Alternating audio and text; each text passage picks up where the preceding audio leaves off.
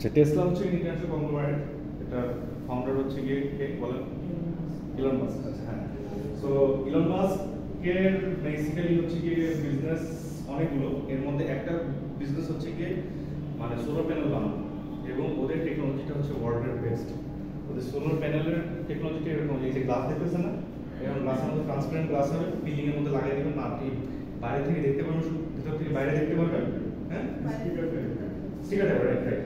আপনি হচ্ছে ভিতর থেকে বাইরে সব কিছু দেখতে পারবেন, একদম স্বচ্ছ হবে, কিন্তু একই সাথে একটা বাসার সবকটা উইন্ডো যদি ওই প্যানেল ইউজ করা হয়, ওই বাসার ইলেকট্রিসিটি আর নেওয়া লাগবে না, ওটা থেকেও জেনারেট করতে হবে, সো খুব হাইলি এফিশিয়েন্ট।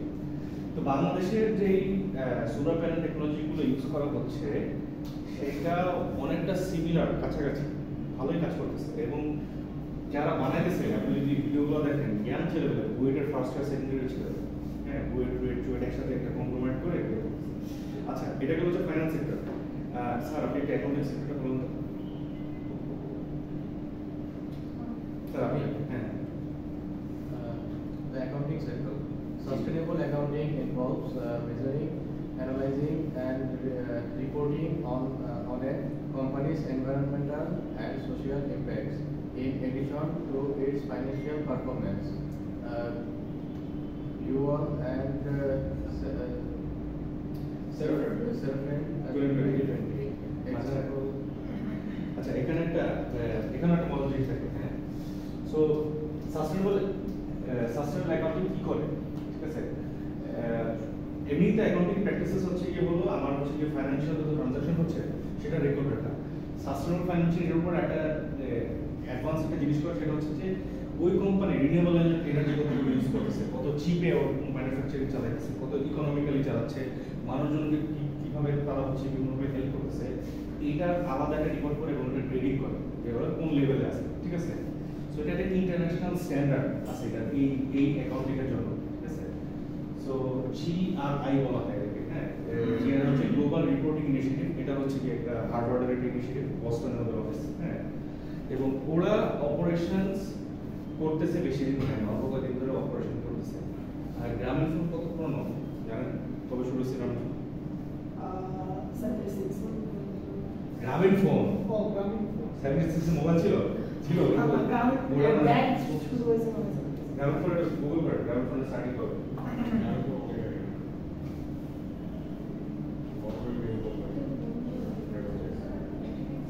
গ্রামীণ ফোন লঞ্চিং ইয়ার গুগল করে।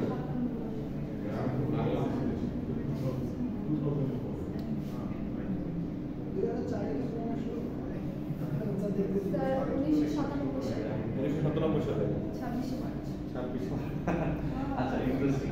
সো দেখেন, ওরা হচ্ছে কি এইসব এখন কথা বলতেছে এইসব জিনিস নিয়ে। গ্রামীণ ফোন GRI স্ট্যান্ডার্ডস ওদের লঞ্চিং এর সময় থেকে ওরা ইউজ করতেছে, ঠিক আছে? সো আমরা পায়োনিয়ার না এইসব ফিল্ডে। আচ্ছা, এখন মার্কেটিং সেক্টর, স্যার আপনি একটু কষ্ট করে রিডিং করেন।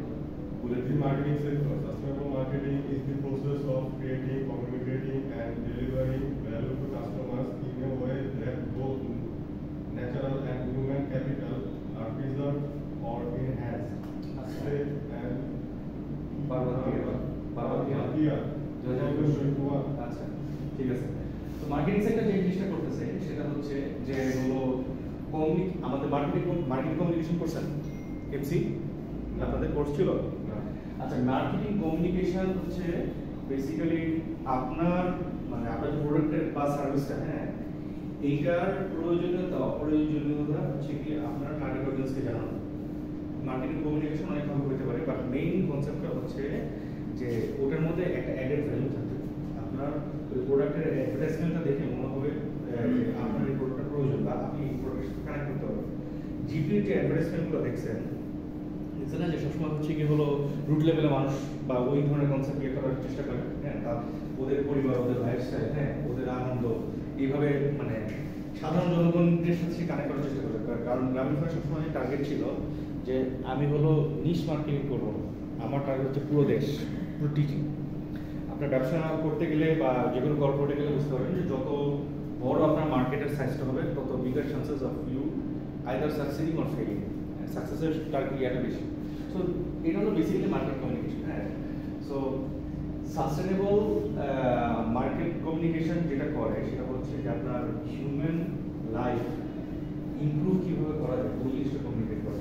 হ্যাঁ, কারণ একটা সাবানের অ্যাডভার্টাইজমেন্ট দিল যে হচ্ছে এই সাবানটা হচ্ছে সুন্দর গন্ধ, হ্যাঁ আপনার মাখতে সাদা যাবে, এটা একটা কমিউনিকেশন। আরেকটা কমিউনিকেশন হচ্ছে যে এই সাবানটা তৈরি করা হয়েছে খুব ন্যাচারাল পদ্ধতিতে, কৃষকদের কাছ থেকে ন্যায্য মূল্য হচ্ছে গিয়ে দাম দিয়ে এই র ম্যাটেরিয়ালসগুলো কালেকশন করা হয়েছে এবং এটা ইউজ করলে আপনার ত্বক ভালো থাকবে। হ্যাঁ, কমিউনিকেশনের তফাৎ আছে না? আপনার সরাসরি রুট সোর্সের সাথে আপনাকে কানেক্ট করে দিচ্ছে মার্কেটিং কমিউনিকেশন। হ্যাঁ, সো এটা হলো example of sustainable marketing communication. বাংলাদেশে প্রাণালেখের গ্রুপ এই জিনিসটা বহু আগে থেকে করে আসতেছে।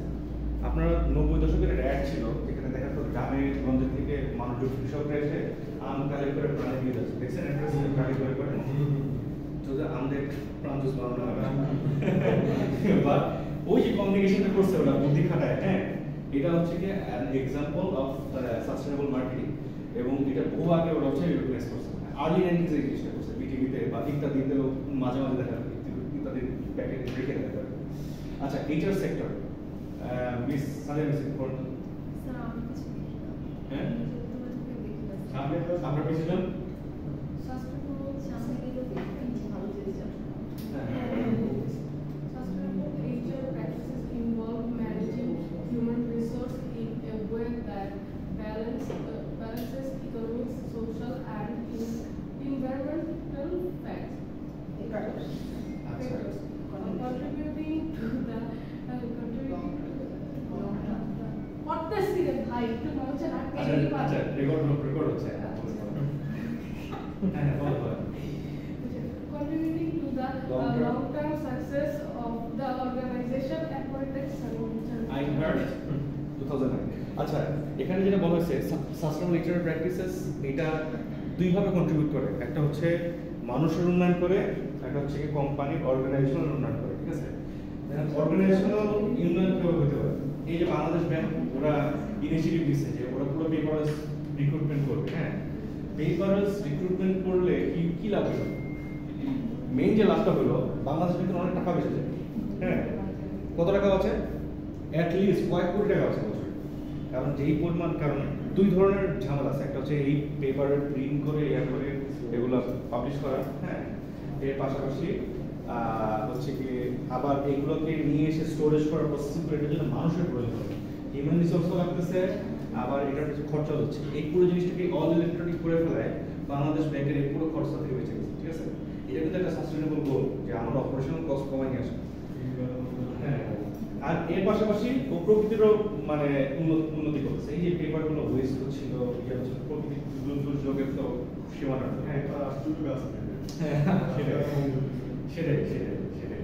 আবার এর পাশাপাশি সাস্টেনেবল এইচআর এর আরেকটা ফরম্যাট আছে যে সাস্টেনেবল এইচআর তো ইকোনমিক, সোশিও ইকোনমিক, মানুষ, এনভায়রনমেন্ট এগুলো সব কিছু নিয়ে কাজ করে। হ্যাঁ, another sort of sustainable HR practices is এমন ভাবে এইচআরটাকে ম্যানেজ করা যেখানে আপনার এমপ্লয়িরা ভালো থাকে।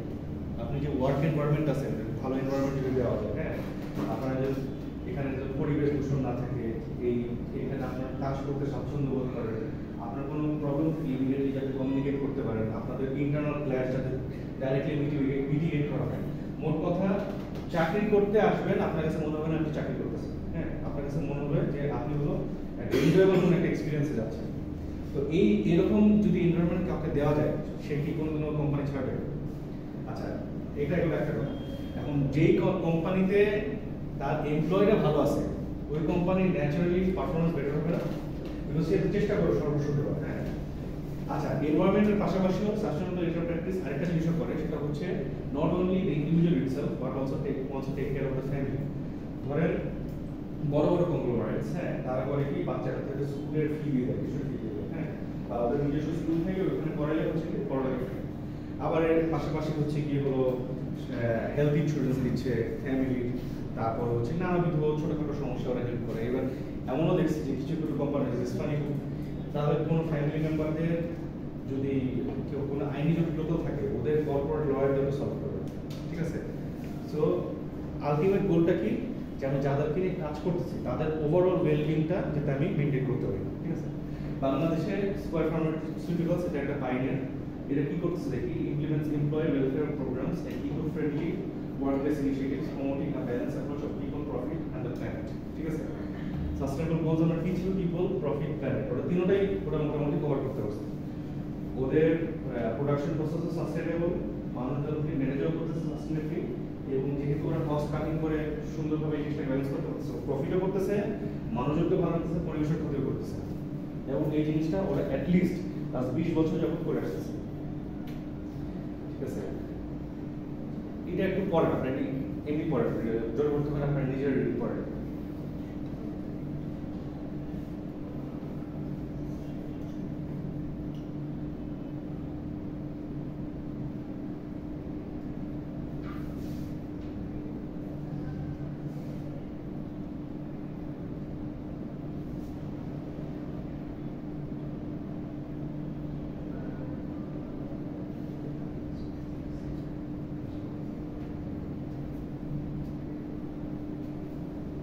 এই যে প্রথম যে লাইনটা, হ্যাঁ প্রথমের কথাবার্তা এগুলো দেখতে বলছেন এই প্লেটে শুরু করতে করছে সবসময় মনে রাখবে যারা ডেভেলপ নেশন আমেরিকা ওরা সবসময় আমাদের একে নিচু করে দেখার চেষ্টা করে, বুঝছেন? ওদের এআই হলো যে ওরাই সবচেয়ে বেশি জানে, আমরা বেশি জানি না। হ্যাঁ, আমরা করতে পারি না। এই জন্য ওদের পার্সপেক্টিভ হচ্ছে যে গরিব দেশ পড়াশোনা করছে এটাই ন্যাচুরাল। হ্যাঁ, আমাদেরকে খাওয়া দিয়ে খাওয়া, কিন্তু আমাদের তো ইতিহাস আছে। হ্যাঁ, ইতিহাস টেলস আস ডিফারেন্ট থিং।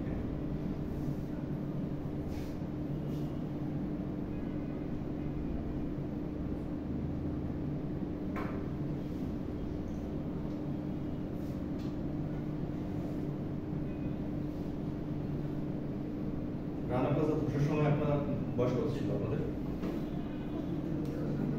হ্যাঁ,